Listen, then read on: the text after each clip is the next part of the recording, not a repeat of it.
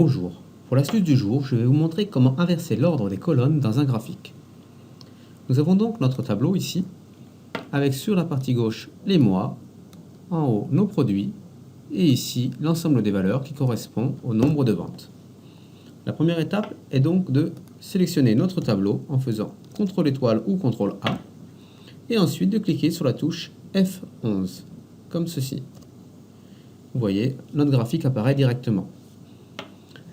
À présent, je vais ajouter quelques étiquettes de série pour chacune des données afin de voir plus facilement l'inversion des colonnes. Donc, je vais commencer par P1, ensuite P2, le produit 3,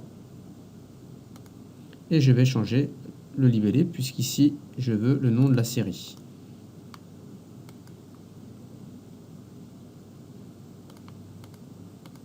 Même chose pour P2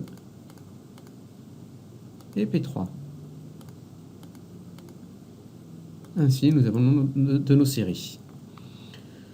Donc l'idée, ce serait de passer le P3 ici, en première position, le P2 le laisser en deuxième et le P1 en troisième. Pour cela, nous allons sélectionner le diagramme à barre de P3 et aller directement dans la barre de formule. Vous pouvez voir ici, il y a un petit 3 juste à la fin. Et si je sélectionne le P2, j'aurai un 2, le P1 a un 1. Cela correspond à l'ordre des colonnes. Il me suffit alors de cliquer par exemple sur mon diagramme P3, de modifier cette valeur et de mettre 1. Je clique sur Entrée pour que mon P3 se retrouve en première position. Ensuite, je veux la même chose pour le P1 qui est en deuxième position, puisque je veux le mettre en dernière position.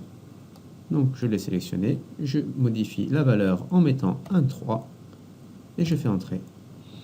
Voilà, vous avez donc vu comment inverser l'ordre des colonnes dans un graphique. Pour voir tous les détails, n'hésitez pas à aller sur modélisation-excel.com.